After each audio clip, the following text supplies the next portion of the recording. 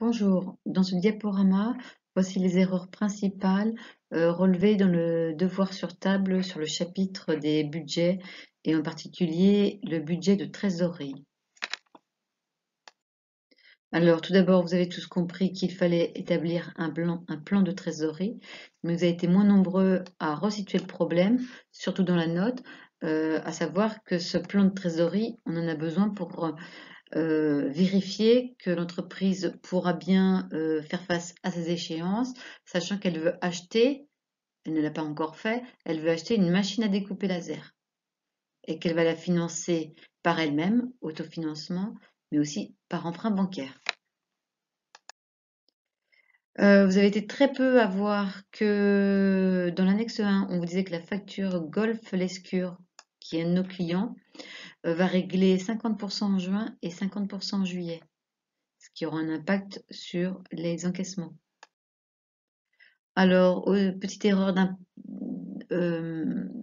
d'interprétation, la prime des salaires de 16 000 est bien payée avec le mois de juillet, mais pas au mois de juillet. Elle sera payée au mois d'août, puisqu'on vous dit que tous les salaires sont payés le mois suivant. Donc, elle sera versée, cette prime de 16 000 euros, avec les salaires de juillet, mais en août.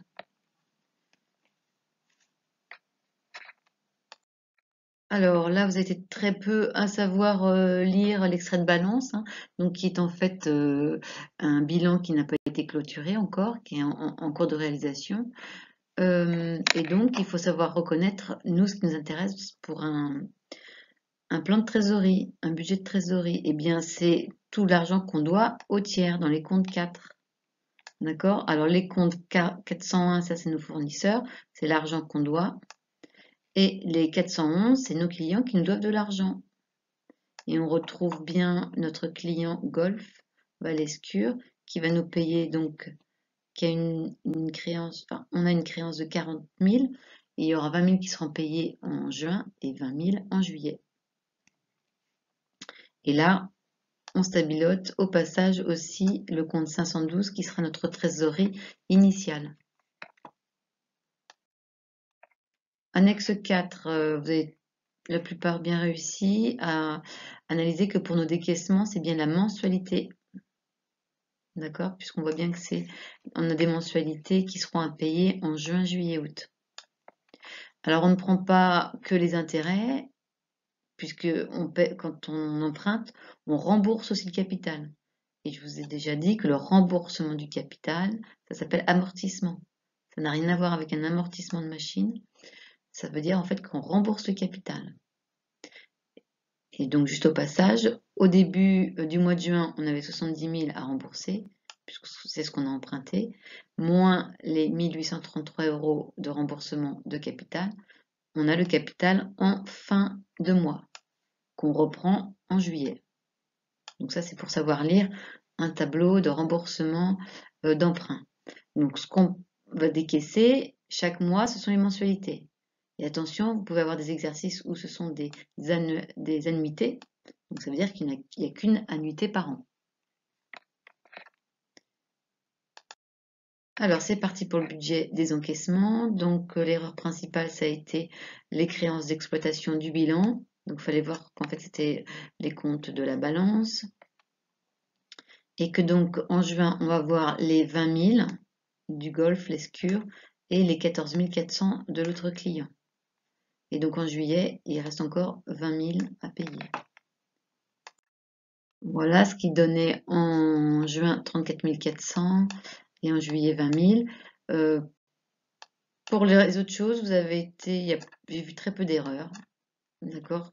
Calcul des encaissements des ventes des particuliers, des professionnels. La plupart, vous avez tous bien vu qu'il n'y avait rien en août, puisque ça va être réglé qu'en septembre. Et pour le budget des décaissements, je crois que l'erreur principale ça a été de mal interpréter la balance. Donc, il fallait bien reprendre tous les comptes fournisseurs à qui on doit de l'argent. Donc, il y en avait 3, 8 500, 46 300, 32 000, pour un total de 86 800.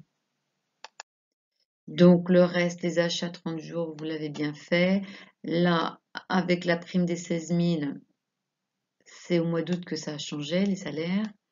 Les charges sociales étaient toujours les mêmes. TVA décaissée, vous avez bien tous décalé d'un mois. Le remboursement d'emprunt, on l'a vu avant dans les annexes. Et le nouvel emprunt, vous avez bien lu l'énoncé. Et les frais de cession daily, la plupart, vous y avez tous pensé.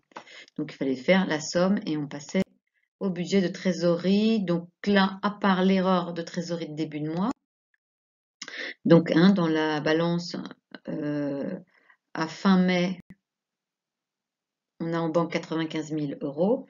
Il fallait ensuite reporter les encaissements, les décaissements, faire le solde, encaissement moins décaissement. Ça s'appelait donc flux de trésorerie du mois, c'est ce qu'il voulait. Et enfin, la trésorerie de fin de mois, on prend les 95 000 qu'on a, on va soustraire ce flux qui est négatif et on va finir avec une trésorerie négative qu'on reporte en juillet. Ça, la plupart du temps, vous me l'avez tous bien fait. Et pareil pour juillet, on est aussi négatif, on le reporte en août.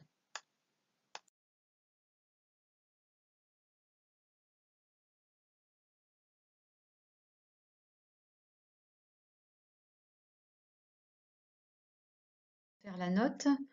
Sur la forme, vous avez tous bien réussi. Sur le fond, il fallait bien me rappeler la nouvelle machine et que c'était une découpe à laser.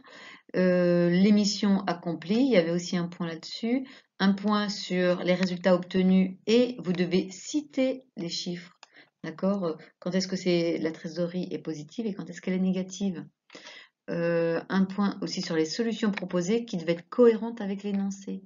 On vous a dit dans le sujet que l'entreprise faisait beaucoup de cessions de créances professionnelles. Donc quand on est négatif, c'est ce qu'il faut proposer à nouveau. Et pour ce qui est positif, on vous a dit aussi que le gérant aimait bien placer par quinzaine. Donc c'est ce qu'il fallait reprendre. Et enfin, donc voilà, c'était les 4 points sur le fond pour la note. Ce diaporama est terminé.